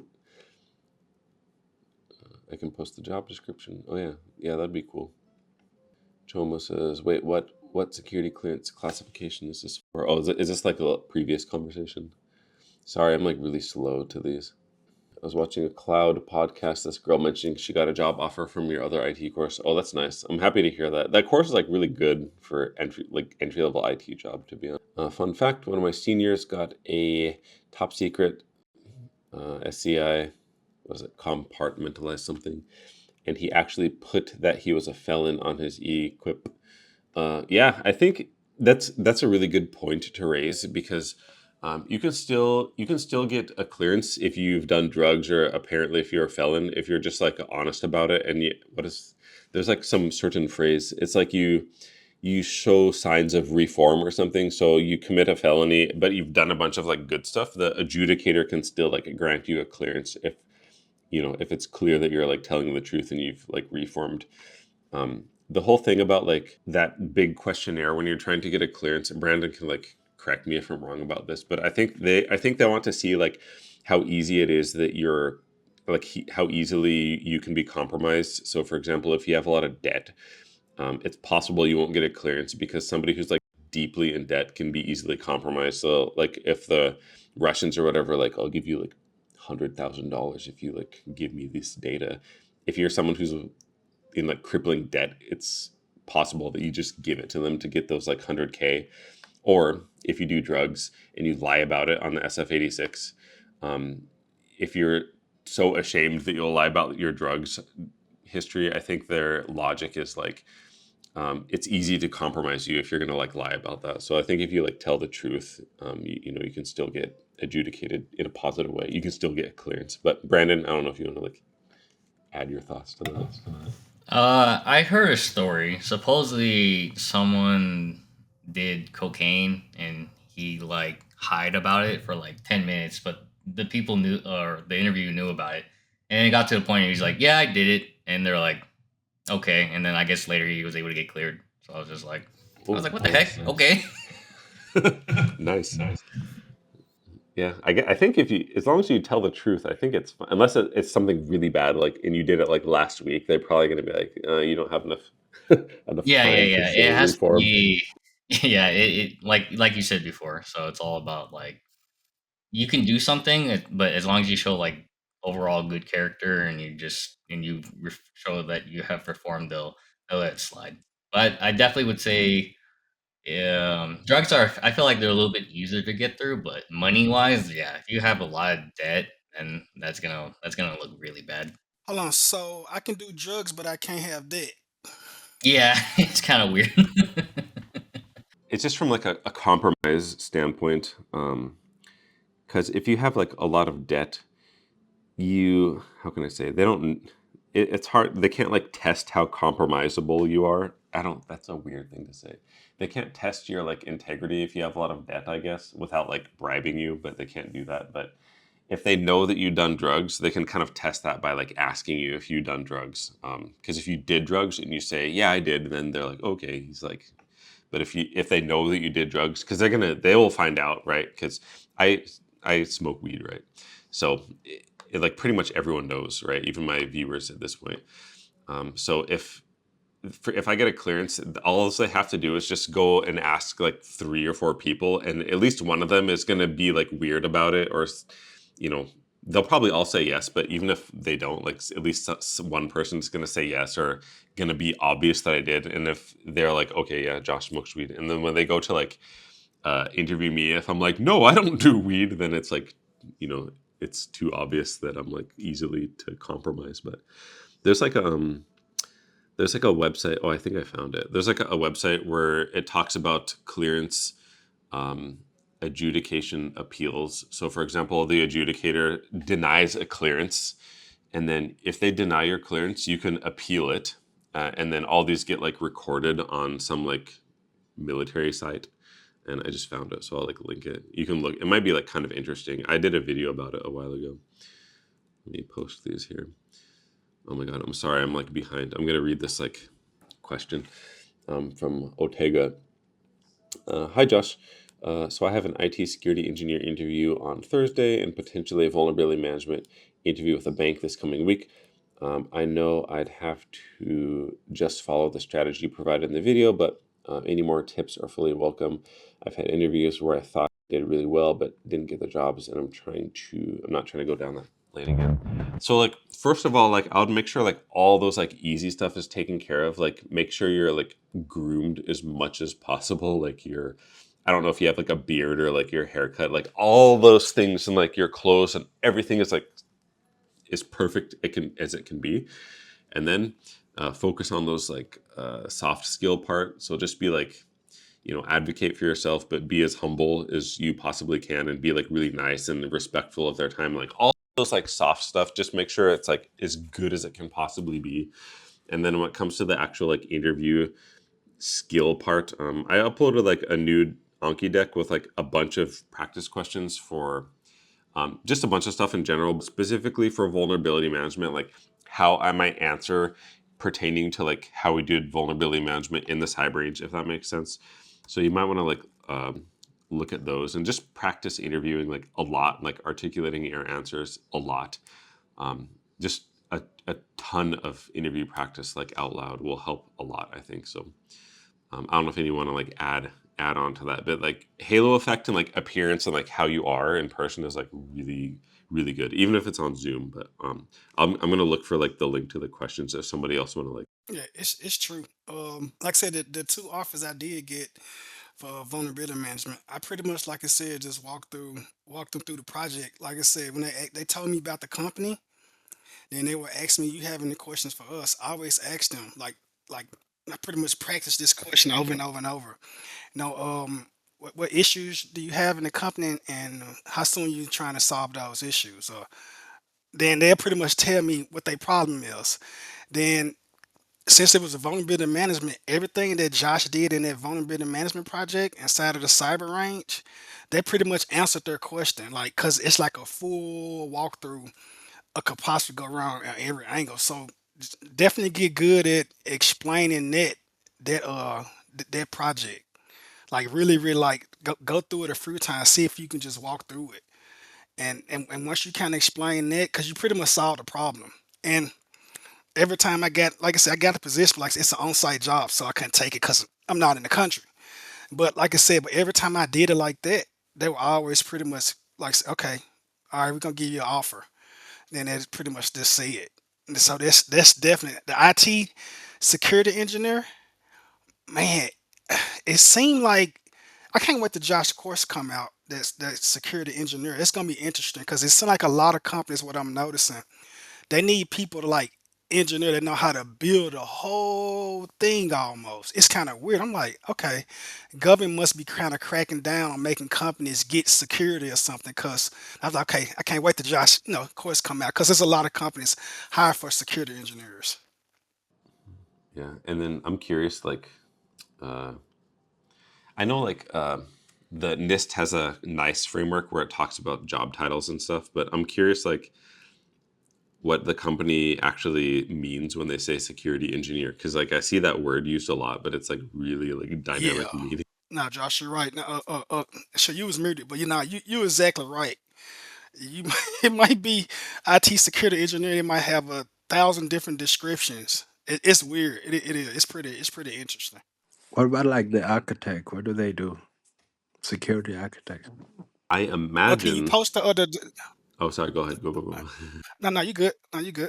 Actually, no, I was just gonna say, can she post the job, the IT security engineer job description in the chat, so we can kind of go through it to kind of see, like, what are they asking for? You know what I mean? Like what they want.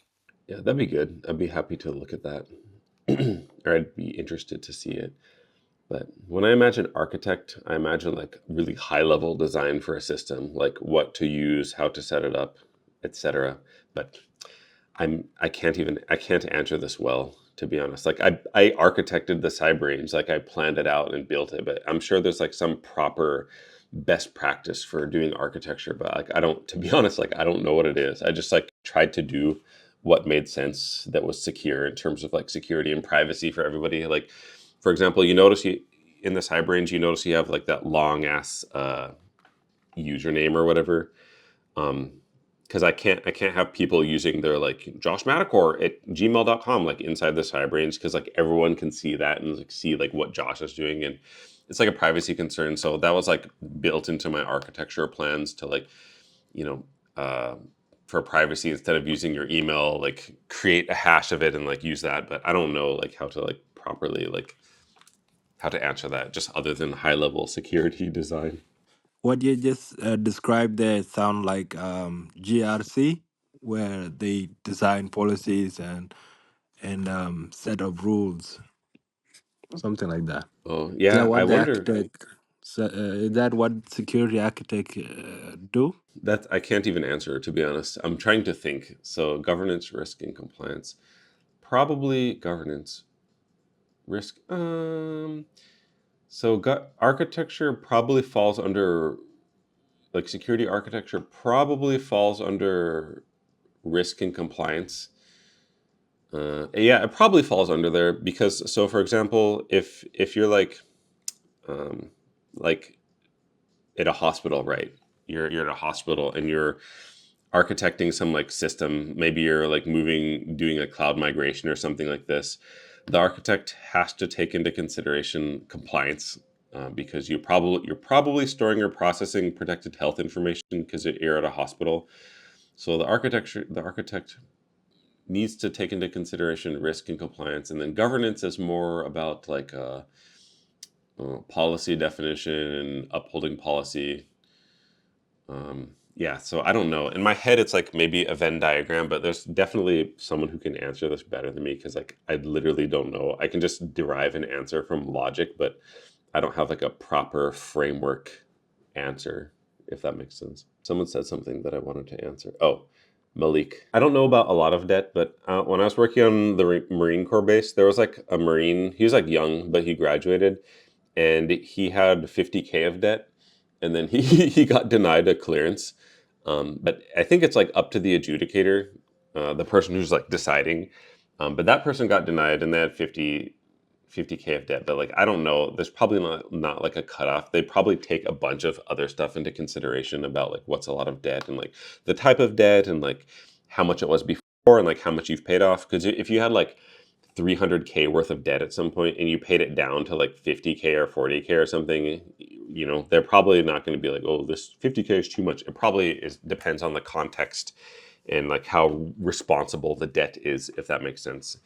Because some debt is like really irresponsible and some debt is like, really responsible or in fact useful, like mortgages and like other business related debt can be a part of strategy. But if you have like credit card debt at like 25% and it's like 20K, that's probably too much, if that makes sense. So it probably depends on the type and a bunch of stuff, if that makes sense. But yeah, Malik, I gotta get on using my phone. One moment. Oh, she?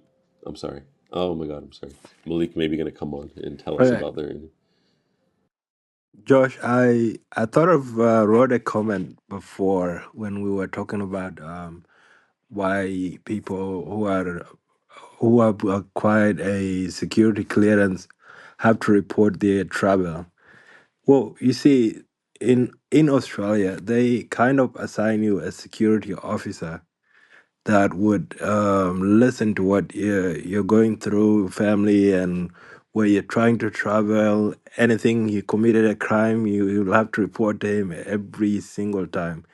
And it occur that when you report that you're going to say Dubai or Thailand, they'll tell you they'll give you like a list of things you should take care of, like you look after yourself and all that. And they would actually sit down in a room with you or call you on the phone to talk about it. And there are some countries, obvious, like the one someone mentioned, Russia before, you're not allowed to go there or something like that. Yeah, those things they come up sometimes. And that's why you don't have to necessarily get your security clearance through your employer. You can get it independently through an independent agency that sponsor security clearance. That we do here. Okay. Damn, I didn't Yeah, know that. I tried to do that like a long time ago in the States. I wonder if they're doing that now. That's really interesting that you can just get it through a third party. yeah, you can get it through a third party over here, and there are like four of them, I think. Baseline, there's NV1, NV2, and like positive betting. That's the highest. Did you say you are from Australia? Is that only applied to Australia? Correct. I don't know if America does that though, but it'd be cool if they did. Yeah, technically, this would be really expensive, but technically, I could probably become like a. That's really expensive. I could probably become like a prime contractor, and then I could sponsor people for clearance, but they would have to. I would have to have like a job for them, I guess, lined up. If that's how that works, right? Like they have to have a job, and then the prime will sponsor you or something like this. I believe so, but I'm not a complete expert.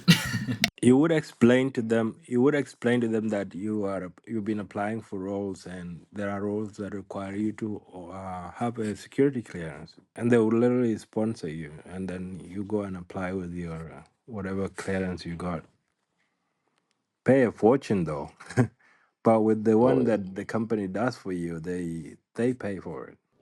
yes. Buyers. Oh, hold on. Let me read these. Malik, by the way, I just got a role as a cyber software engineer at Lockheed. Oh, you got a job. They're looking for Yeah, someone who. just pulled it like yesterday. Oh, damn! Congrats. And hi, by the way. Appreciate it. What's up? Damn. Were you going to talk about your interview experience? Is your name Yeah, if you pronounced want me to, Malik? Yeah, you that'd be call. cool. Yes, please. All right. So Thank you. yeah, man, I feel like I bullshit my way into that, but Yeah. I got to figure out how to actually do the job. But basically, um, I didn't apply. They applied for me. A recruiter like looked at my Indeed and my LinkedIn and saw all the skills I had and like called me out on a Saturday and was like, "Hey, I got a role in Virginia and you fit every single box. Come talk with me." So I talked to him. And he was a technical recruiter, so he didn't really know too much, but he's been in enough interviews with Lockheed, so he knew some things. So he just wanted me to explain it to him. And I told him, like, look, bro, I don't have a degree. Like, I've applied to so many DoD jobs, and they've just told me to go fuck myself because, like, I've got through all the technicals, right? And then they just tell me to go away because I don't have a degree. So I was like, I don't really want to try. He was like, this position is so unique that like we can get around that. So.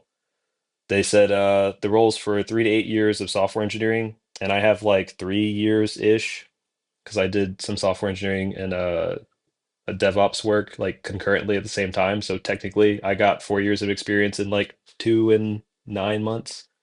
But yeah, so they set that up. They got me to get some references to reference my work, and it happened to be that like I have been writing exploits and hacks for like 5 or 6 years, and then eventually I got a job because I need one to make money and live. Uh, so I learned like C and then I learned assembly and like shit like that. So I told them about that in my interview, and one of the very first things they asked is like, gotcha questions. Like this university professor who does like kernel development and real-time OS, he just gets in there and he starts trying to grill me on, just random shit. And fortunately, the things that he asked me, I actually knew. I was prepared for, having to know about. Let's see, I can actually pull up the document talking about everything that they were asking for because it looked like they were asking for everything under the fucking sun. The role sounded ridiculous, by the way. So let me kind of run through what it said. It said they wanted you to know C++, Java, Python, but they also wanted you to have 3 to 8 years of software development experience, right? But also experience with network packet captures, IoT, experience with basic networking like switch, routers, firewalls, IDS concepts. You also have to know containerization like Kubernetes and Docker and shit like that, and Terraform. You also have to have AWS and experience implementing PKIs, gRPC with TLS SSL, and like literally just everything I've done as like a happenstance. So I matched up pretty well and then they applied for me. But that doesn't sound like a real job position, like if you were to ask, right? Like it's like one of those things, not every single one of them. So because of that, when I got to the interview, it wasn't one person looking at me, it was four different hiring managers. So they were all trying to get a bid for my experience. And each one of them basically gave me an individual interview on which part they wanted to hire me for. And because I like rocked out in that interview, I basically got to pick what I wanted. So I got to pick IoT pen testing, or offensive cyber weapons or whatever the fuck they want to call it. So yeah, that's how that went. But Damn, the this questions they Lockheed asked, Martin. yeah, and they're giving me 145 to start, so it's pretty good for no degree. So I mean, fuck it. But yeah, the questions they were asking were mostly network focused. Like they just asked me, how would I implement, a secure software design? What's my familiarity with like gRPC? Do I know what a pub sub is? You guys will have to look that up. That's part of the thing is like they'll ask you questions in maybe not so like normal way. They might ask you like a technical concept, or they'll ask you like, for me, they asked me a lot of questions about, you know, what happens when you're trying to design some software and you're having pushback, from like a stakeholder standpoint or a vendor standpoint. Like, how do you deal with those? They were really asking me like senior level questions that I've actually had to deal with. So it's not really something you can just make some fucking flashcards on. Like for that one, you kind of have to know, or at least just understand the concept of like what's it like to be an engineer, because this position is more like behind me. I don't know if you guys can see this. It's like little shit, but I've got like an oscilloscope, a multimeter. I've got a lot of stuff for like hardware hacking, like UART TTL. So I've been doing the shit for a minute, like just for fun, and they asked me about that as well. Like they asked me technical questions on physics and electricity and shit like that. So, Damn. you know, yeah, I'm kind of cracked, I guess, but eh, it is what it is. I swear I'm not high speed. Like if you look at my GitHub, like there might be some shit where it's like, oh, that's a cool concept, but a lot of times I just do shit somebody else has already did. Like maybe I just do it from scratch or by hand, but like I don't have anything revolutionary or anything you would like write a paper on. It's just I have the knowledge of like how to do things however I want. Like on my GitHub, I wrote like a hack for a game and just straight up assembly, like start to Mm. finish, like probably 5, 6 thousand lines of code, which I mean, it's a fucking game that nobody plays, but I guess it is kind of badass. But I guess they It were is. impressed by that. What you're not like normal because people like I think us you're not normal. I mean that in, like a big compliment I way. know, right? Yeah, no, you I know, right? you sound cracked, bro. I guess. I Because guess. I want to do the stuff that you're doing, and I was like, all right, I'm gonna be naval warfare engineer, and then I start like I was literally going to do that, and talking to the Navy recruiter and like all this stuff, and they gave me like a roadmap to do it, and it was like all the stuff you're describing, like C, like learning how to do C debugging using debuggers, like x86 assembly, and like all these like exploit development. And it's I feel like it's stuff that I could, if I try hard to do it, I can do it. But for me, it's like pulling teeth. It's like really it take a lot of energy for me to study like assembly and like all that stuff. But you just like doing it. That's like kind of special to be honest. Yeah, that's the thing that they were saying was like I about 26 minutes into the interview, they like one of the dudes was just like you're in. Like he was giving an explanation and then just Yeah. stopped talking and said you're in. Like once I showed him the fucking oscilloscope and like how I used it to like hack routers and shit, he literally just stopped talking and didn't talk until the end. Yeah, So I this was is like, oh like well, Yeah. okay. Yeah. you you can if you want to. I feel like this is what like those like equation tailored access people want. So if you want to work Yeah. for those, I feel like you could just go and do that eventually if you cared about it. Yeah, I think what I'm gonna do is I'm gonna try because they're telling me that they're gonna send me to DEF CON, so maybe I'll do a talk in a little bit about some of the stuff that I did.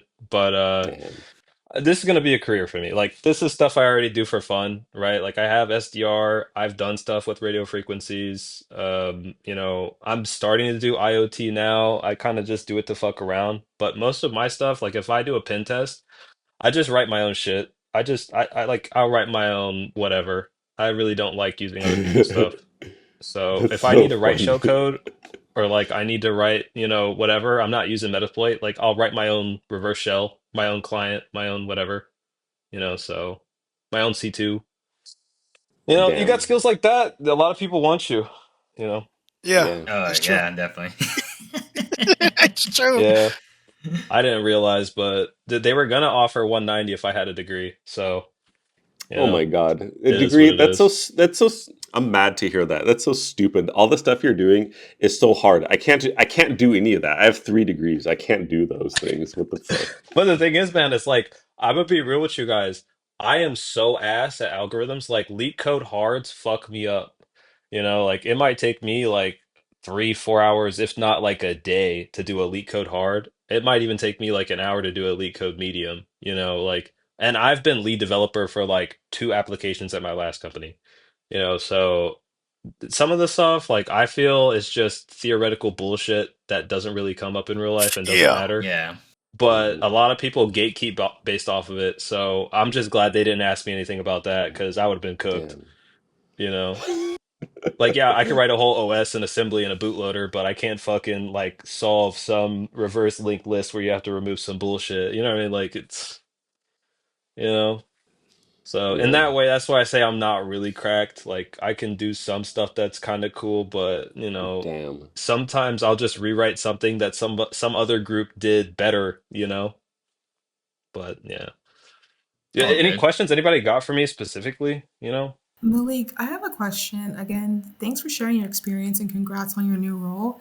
But I had a question. You mentioned two key things that really stood out to me, that the recruiter reached out to you via Indeed or LinkedIn, And then you also mentioned that you were interviewing with four different hiring managers at once. What would you say was like the key thing that stood out to those recruiters to even like reach out to you?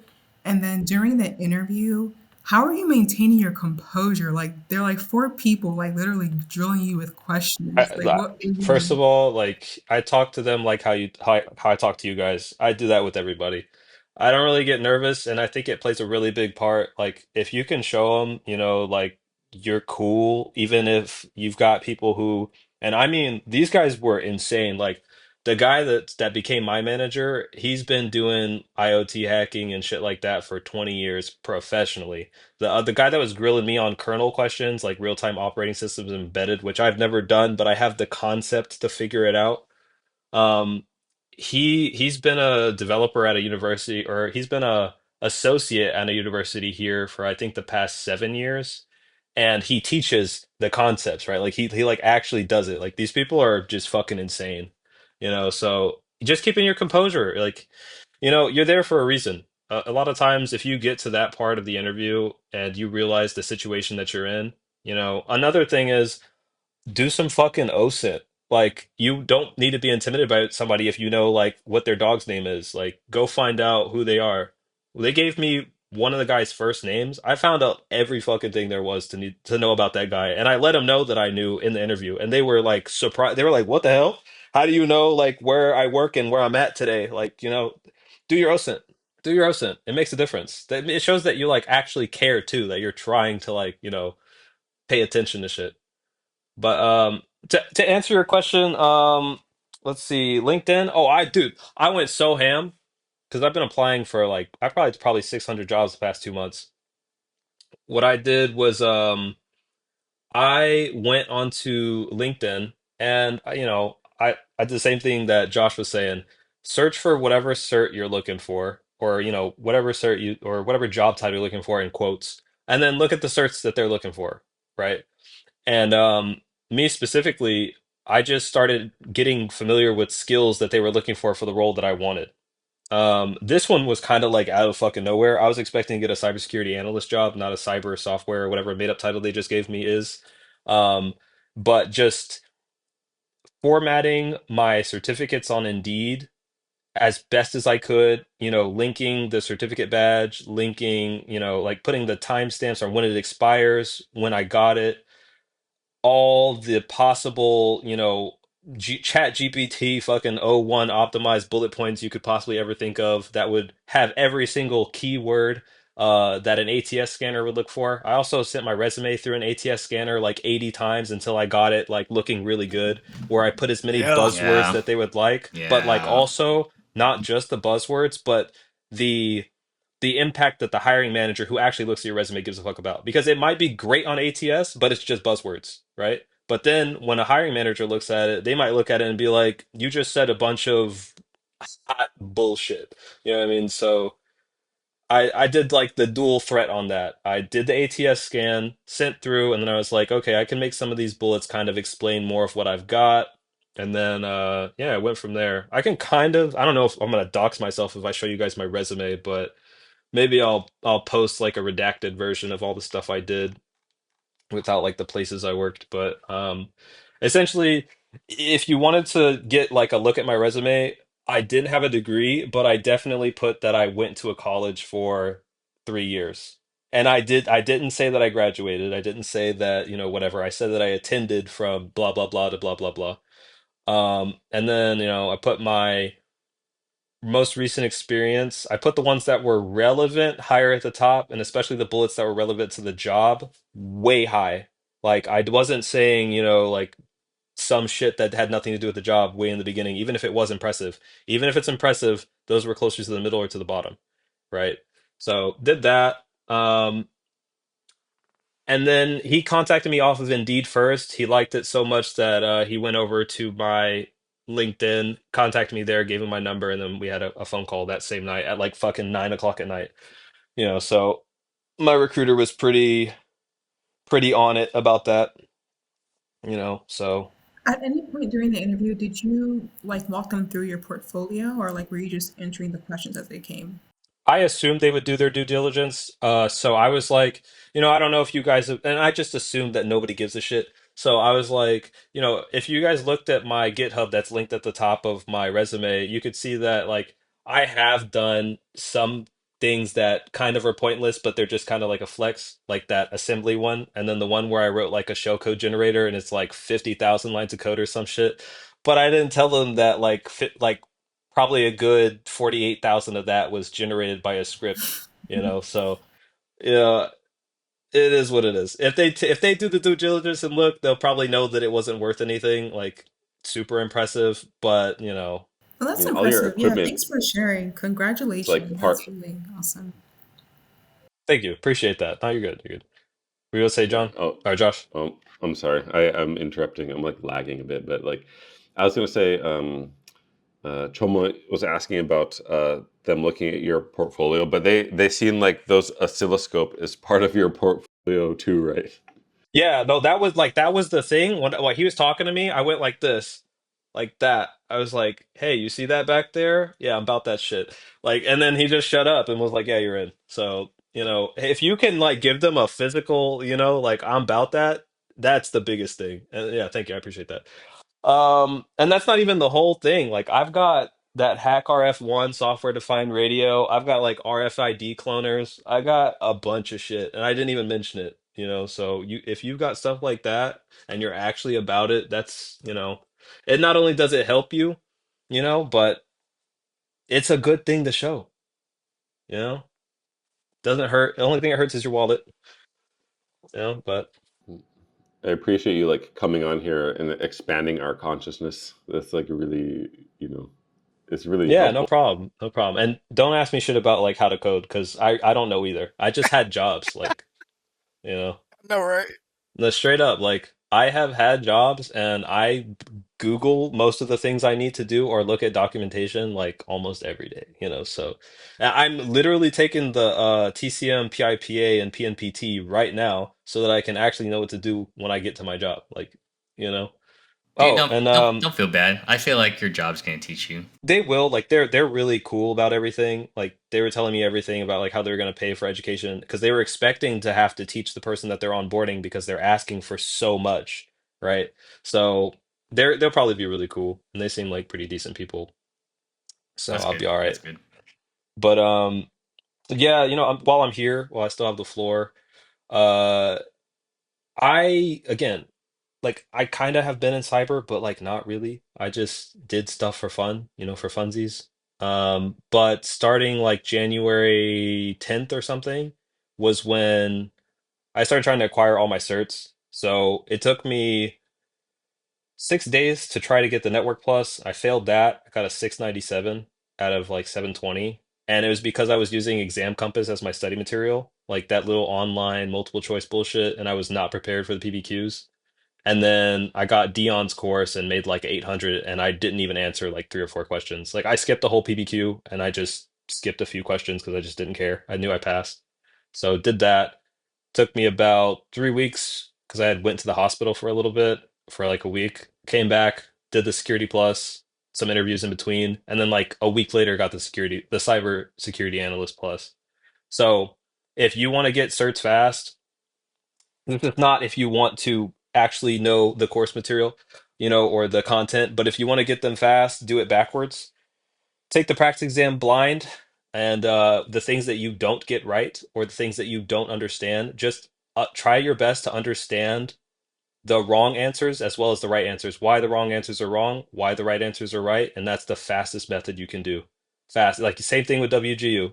Just fucking if you can take a practice exam and then go backwards on your learning. That way you're not just learning a bunch of things that don't matter, you know. That's So literally yeah. literally what I do, and that works. That's how I get degree like too fast. That's such a good way to do it. Yeah. Yeah, it works. It works. For me. I mean, it might not work for you, but hey, yeah, it's a method. Yeah, cool. All right. Any other questions before I, hop off here? I'll just be back chilling. Yeah, ask questions. I have to go too actually because 2 hours, and then my whole staff, not whole, but like half of my staff are here, so I have to go meet them. But um, yeah, this is like a really really good one, and like I don't know. I always joke with my friends and I say like, God, I wish that were me about people all the time. But I feel like I want to say that about you. I know, right? I was so happy when he told me. I said, "Oh, he got it." I was like, "Oh, get it on here now." Man, man, it was it to me it is. But the recruiter, he called me right after that. He was like, get yourself a drink of water. Now, fuck it, get some champagne. I think you got it." Like just right then, like the moment the call hung up, called me, told me, "Hey, we're gonna try and get it in paper and writing right now. We'll try and get you to sign it over the weekend." Before they even made their decision, and then they made their decision like about 30 minutes later. And yeah, that's how I got everything. So, but if you know Yeah. your stuff, I mean that's just a cop out, bro. Just be cracked. Don't why are you here? Just be cracked. Go learn some shit. It's true. This is completely true. Because you're like, if I map you on the employability framework, it will be like, you know, like super. You know, what was it? Like your technical skill and all those stuff will be like super ultra S tier. It's like really employable. Yeah, it's up there, but that like actual like coding ability, like if you need me to optimize something, I've figured that like this is a engineer thing by the way. Benchmarking is your best friend. Like fuck all the theory, all the, this is best practice. Benchmarking, even if it's ugly, like that's the only way you're gonna know whether your code is fast or not. And good benchmarking. Like don't just put something in a loop and then count how fast it was working because your cache could be hot, right? Like it could be in a section of memory where it's easily accessible, and in real life, you might not have that. You might have some brand new data that just came in and it's not cache friendly, So do some good benchmarking and you'll figure out how to make something fast and good. I worked at a bank, so and I worked on the instant payment systems team. So, you've got to make things work instantly if you're on that team. And we didn't use any standard algorithms for that. It was a lot of just trial and error. So, Yeah, that's really interesting. Damn. yeah. Yep. All right. That's all I've got for now. I'll probably get Yeah. on the next Thanks, one if bro. there's any more questions. Yeah, you Appreciate it, should. man. I'm like really interested Yeah, in appreciate it. following your journey, like the next few months, and then like next 6 years when you're not allowed to I talk know, to right? civilians anymore. Oh, and another Yeah, tidbit, if anybody was ever in the PSP hacking scene back in like 2008 to 2011, I am. What did I go by back then? I think mouse. I was also hacking the MIPS assembly back then. So I'm not new to it, but I was a skid. I was just fucking around with just memory and some other people's plugins. But yeah, I did some hacking back then too. So if anybody else from that era is here, hello. Sorry I ruined your day. Yeah. Yeah. Thanks so much Malik, for this. I appreciate it. what's your LinkedIn handle? I'll put it on my profile. Uh, y'all can find it in the cyber range connected to my profile. All right, deuces. Well, I mean, I'll still be here, but Yeah, I'll check it out. I'll connect with you so I can like watch what you're doing. I know, right? yeah, I don't know if I'm gonna put the thing because like I don't know if I should put the cyber. I'm gonna ask the recruiter, but this team is just 5 people, and that's it. Like, and they don't have names. Like, I don't know what the fuck is going on, but Oh I man. might be in the NSA faster than you guys think. So who knows? My instinct is you're probably going to be working.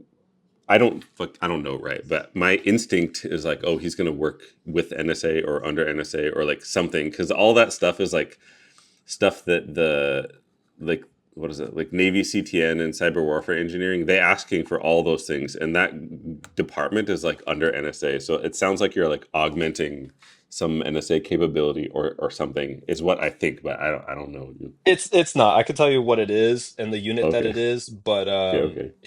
it's probably adjacent, just from what I see. But yeah. Okay. Man, that's really exciting. Cool.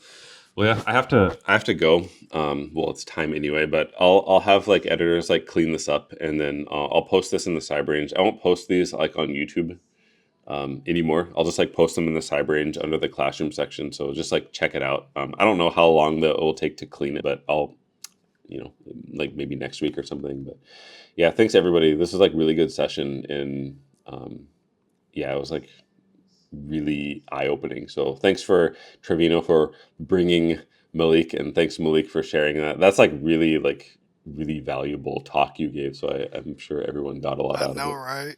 Yeah, Yeah, yeah, no problem. it's actually a position I'm trying to aim for within that company. Really They got dope. openings. I'll tell you that. No, All the time. I see it. I definitely Definitely. need to get my skills up. Yeah. Thanks. Thank you, bro, and thank you everybody else. I appreciate it, and we'll see you next week. All right, Thank you you, guys have a good one. everyone. Thanks. Good night. All Ciao, right, take ciao. care, guys. All Bye, right, you too. everybody. Thank you. Bye. Thank you.